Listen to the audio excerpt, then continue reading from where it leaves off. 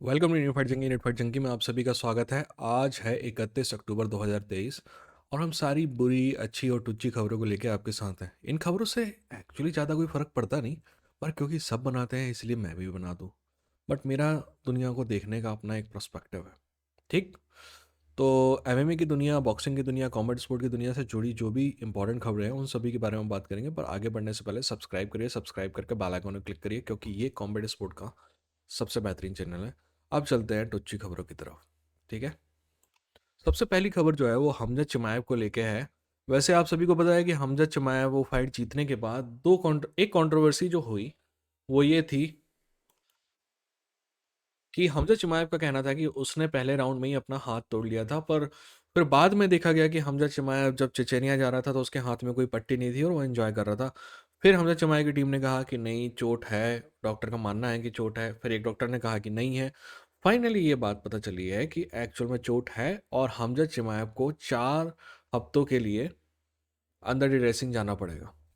अब ये बात डिपेंड करती है कि हमजा चिमाएव कब रिकवर होगा, ताकि हमें पता चले कि हमजा चिमाएव अगले टाइटल के लिए फाइट कर रहा है या नहीं कर रहा है।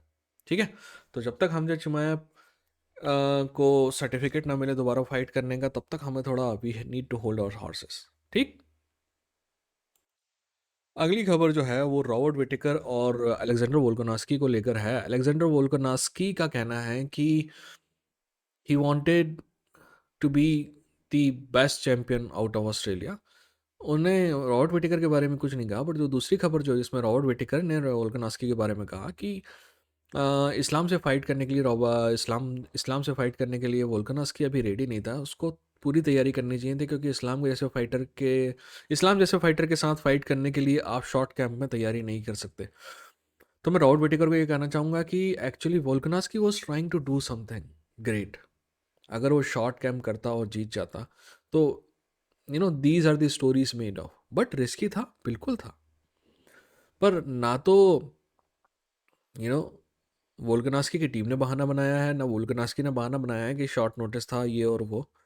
यार, अगर आप यू नो आसमान को छूने वाली उछाल मारने की कोशिश करोगे तो बहुत ज़्यादा चांसेस हैं कि आप गिरोगे और हाथ पैर टूटेंगे। और वही वोल्कनास्की के साथ हुआ। But if somebody is trying to achieve greatness, we should not जज दोज पीपल, राइट?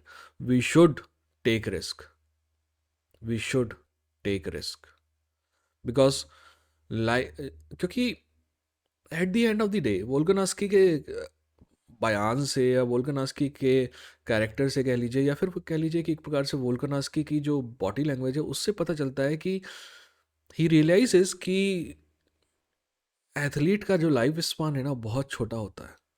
तो he need to achieve everything within that span. और अगर आप हर एक बार साल में एक बार फाइट कर रहे हैं, 2 साल में एक बार फाइट कर रहे हैं, तो ठीक है, आप अपना स्टेटस मेंटेन जरूर कर रहे हैं, बट आप अपना फुल पोटेंशियल जो है वो अचीव करने की कोशिश नहीं कर रहा है।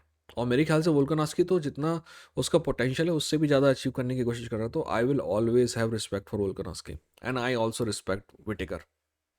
अब आगे की कुछ खबरें जो हैं वो फ्रांसिस नगानू से रिलेटेड है। नंबर 1 खबर यह है कि डब्ल्यूबीसी जो है उसने कहा है कि फ्रांसिस नगानू को वो अपनी टॉप 10 रैंक में डालेगा। आपको पता है कितना बड़ा अचीवमेंट है? डब्ल्यूबीसी 4 बड़े बेल्ट में से एक बड़ा बेल्ट है और एक्चुअली रेपुटेशन के मामले में बाकी 3 बेल्ट से थोड़ा सा ऊपर है, डब्ल्यूबीए के बराबर का है।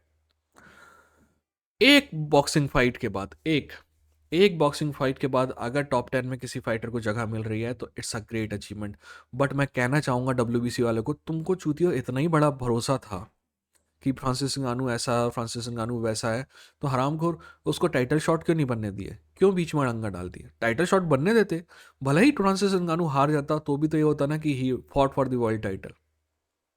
अगली खबर इसी से जुड़ी हुई है। फ्रांसिस नगानू और टाइसन फ्यूरी की फाइट के बाद आपको पता है डेना वाइट का सस्ता एक वर्जन अगर आप लेके आओगे ना, तो वो उसका नाम है एडी हर्न। एडी हर्न मैचरूम बॉक्सिंग का चीफ है। उसका बाप जो है बड़ा आदमी हुआ करता था, मतलब एक्चुअल में बड़ा आदमी हुआ करता था। पर अगर टुच्ची हरकतों के लिए आपको लगता है ना कि डेना वाइट कभी कभी जो है ना इतना बड़े कंपनी का प्रेसिडेंट होकर भी छोटे छोटे फाइटर्स के बारे में ऊटपटांग बातें बोलता रहता है, तो आपको लगेगा कि डेना वाइट बहुत अच्छा है जब आप एडी हर्न से मिलोगे। एडी हर्न से एडी हर्न ने कहा है, अब ये देखना बॉक्सिंग का कमीनापन देखो। बॉक्सिंग की जो फर्टर्निटी है उसका कमीनापन देखो, ये कितने बेईमान है अपने प्रति।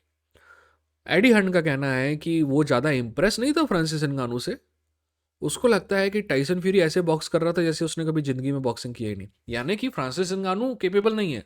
सारी गलती टाइसन फ्यूरी की, सब के सब बॉक्सिंग वाले इस बचाव में आ गए हैं कि टाइसन फ्यूरी ने खराब प्रदर्शन किया, टाइसन फ्यूरी ने खराब प्रदर्शन किया, ताकि उनको ये ना कहना पड़े कि एक आदमी एमएमए से आया और लगभग बॉक्सिंग चैंपियन को हरा दिया। ठीक है ना। ये एडी हर्न याद है, ये वही टुच्चा था जो बोल रहा था कि गेमिक फाइट है, ये है और वो है। और मैं 3 टुच्चे बताता हूँ आपको। नंबर 1, डेना वाइट, जिसने फ्रांसिस नगानू की कीमत कम करने में कोई कसर नहीं छोड़ी। नंबर 2, छात्री, जो आपको वन चैंपियनशिप वाला है, जिसने कहा कि फ्रांसिस नगानू ऐसा मांग रहा है, उस लायक नहीं है, उस लायक है। और फिर नंबर 3, एडी हर्न। एडी हर्न कह रहा था कि फ्रांसिस नगानू जानबूझ के अपनी कीमत बढ़ा रहा है ताकि उसको कोई फाइट ना दे, क्योंकि वो नहीं चाहता है कि वो टेस्ट करे। दोस्त, वो आदमी जो पहली बॉक्सिंग फाइट में आता है, और इस जनरेशन में, आज भी कहता हूँ, जनरेशन का सबसे बेहतरीन फाइटर जो है हैवी वेट में, उसका नाम टाइसन फ्यूरी है। और टाइसन फ्यूरी से फाइट करता है और वो अपने आप को प्राइस आउट कर रहा है। पर याद है डेना वाइट कहता है no, he doesn't want tough fights, so that's why he is going out of UFC. Tough fights लिख के रख लो। मैं, हो सकता है कि एमएमए कम्युनिटी को गलत फहमी हो, बट जो ओवरऑल कॉम्बैट स्पोर्ट कम्युनिटी है ना, उस सबको पता है कि ज़्यादा टफ फाइट जॉन जोन्स नहीं है, ज़्यादा टफ फाइट टाइसन फ्यूरी थी। है ना। सोच के देखना एक बार। एनीवेज, आगे बढ़ते हैं। खैर, आगे बढ़ने से पहले मैं टाइसन फ्यूरी की बात करना चाहूँगा। टाइसन फ्यूरी के जितने भी इंटरव्यू देखो ना, आप हमेशा ये नज़र आएगा कि टाइसन फ्यूरी फ्रांसिस नगानू से कोई भी क्रेडिट लेने की कोशिश नहीं करता है, जरा सा भी। टाइसन फ्यूरी से जब भी कहा जाता है कि it was your day of और तुमने तैयारी पूरी नहीं की थी, शॉर्ट नोटिस था, टाइसन फ्यूरी सारे बहाने नहीं मारता। वो बोलता है कि मैंने पूरा कैंप किया, अच्छे से किया, पूरी तैयारी के साथ आया था, कोई ऑफ डे नहीं था। फ्रांसिस नगानू ने अच्छा प्रदर्शन किया। एक लौता बॉक्सिंग की दुनिया में आदमी जो फ्रांसिस नगानू को पूरी इज्जत दे रहा है, उसका नाम है Tyson fury. And Tyson fury is one of my favourite fighter of all time. ठीक है।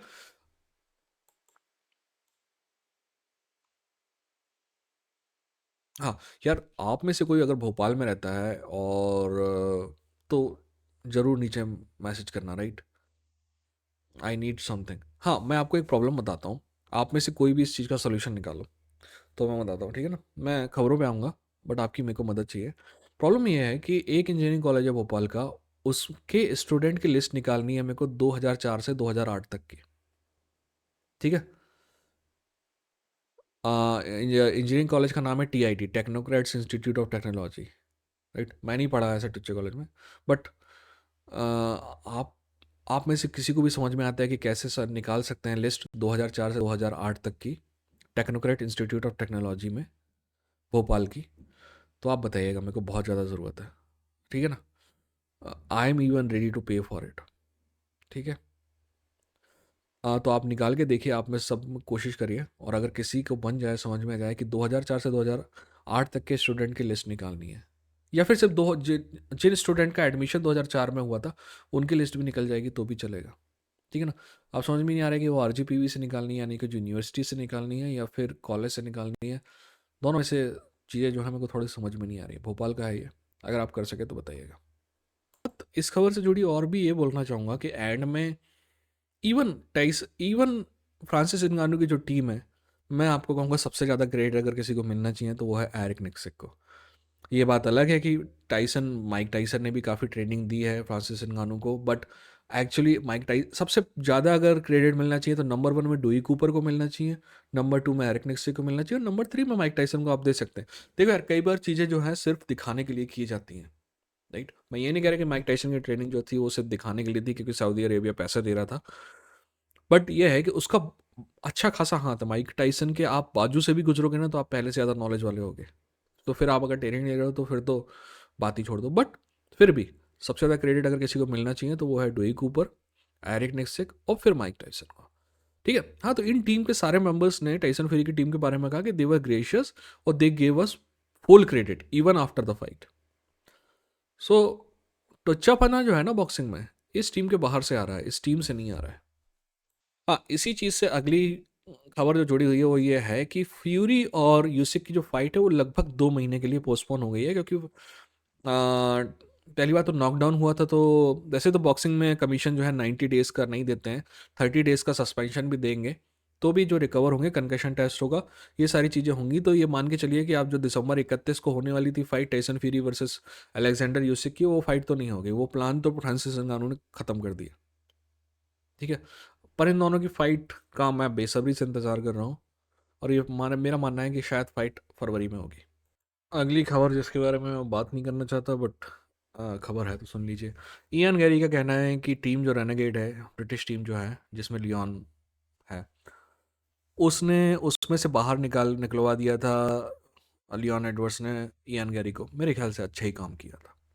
देखिए, ये सारे के सारे बनने की कोशिश करते हैं चेल सनन, राइट, अटर बकचोदी करने का है, बट वो है ना डायलॉग कि हमसे लड़ने की हिम्मत तो कर लोगे, कमीनापन कहाँ से लाओगे। यार, चेल सनन जो है ना, चेल सनन बनने की कोशिश करते हो तो आपको उतना नॉलेज भी होना चाहिए, और you should be able to think on your feet right away, just like that, और आप नहीं कर पाते हैं। इयान गैरी जो है ना, क्रिंज है। क्रिंज बोले तो ऐसा लगता है ना, यार इसकी बात बंद कर दो, यार इसको मुंह बंद कर इसका, ठीक है ना। और चेल सनन जब था ना, तो ऐसा लगता था यार सुनते ही रहो साले को। तो I am not a fan of, see, cringe ना हद से ज़्यादा हो जाता है। परफेक्ट कॉम्बिनेशन आप कहेंगे ना क्रिंज और दूसरी चीज़ों का, तो आप कोबी को कह सकते हैं, कोबी भी हल्का सा क्रिंज है, बट वो जो दूसरी चीज़ें करता रहता है ना, तो that shows that he is good. Anyways, आगे बढ़ते हैं। आखिरी आखिरी खबर जो है वो शॉन स्ट्रिकलैंड से रिलेटेड है। शॉन स्ट्रिकलैंड एक शो कर रहा था कंटेंडर सीरीज से रिलेटेड, UFC 294 95 से रिलेटेड। वो UFC फाइट पास में कर रहा था, और उससे किसी ने क्वेश्चन पूछा कि क्या मेरे बेटे को MMA चुनना चाहिए, तो उसने बोला बिल्कुल नहीं चुनना चाहिए, क्योंकि कंटेंडर सीरीज में जो लोग आते हैं उनको 5,000 to show, $5,000 to show and $5,000 to win मिलता है, यानी कि बिल्कुल टुच्चे में मिलता है। और ये सच जो है वो UFC सहन नहीं कर पाया, इसलिए उन्होंने वो फुटेज से वो हिस्सा जो है वो हटा दिया। और क्या एक्सपेक्ट कर रहा था शॉन स्ट्रिकलैंड, है ना। आप, टू बी ऑनेस्ट, मुझे कई बार बुरा लगता है जब लोग UFC का पक्ष लेते हैं बिना कुछ देखे हुए। दोस्त, आपको इतनी जो शानदार फाइट्स मिलती हैं, आपको इतने जो बेहतरीन मोमेंट मिलते हैं, उनके पीछे ये सारे फाइटर्स हैं, और इनमें से कई फाइटर पूरे कैरियर भर फाइट करने के बाद इतना पैसा नहीं कमा सकते हैं कि आराम से ज़िंदगी भी जी पाए, ठीक है ना। और तो और, इनको इतना सारा हेड ट्रॉमा होता है, इतनी सारी इंजरीज होती हैं, उन इंजरीज की देखभाल कौन करेगा बाकी बची उम्र में। तो बहुत छोटा सा कैरियर होता है, उसमें अगर फेयर कमाई मिल जाए तो क्या बुराई है। एनीवेज, आप लोग कहेंगे फिर से भाषण देने लगा मैं। खैर, मैंने आपको जो चीज़ें बताई उनका सोल्यूशन अगर कोई निकाल सकता है तो ज़रूर बताइएगा, ठीक है। बने रहिए इस चैनल के साथ। ये था इंडियन फाइट। हाँ, जाने से पहले सब्सक्राइब करके बेल आइकन क्लिक करिए और लाइक करिए, हो सके तो शेयर कीजिए। बने रहिए इस चैनल के साथ। ये था इंडियन फाइट जंकी, लड़ेंगे, जीतेंगे।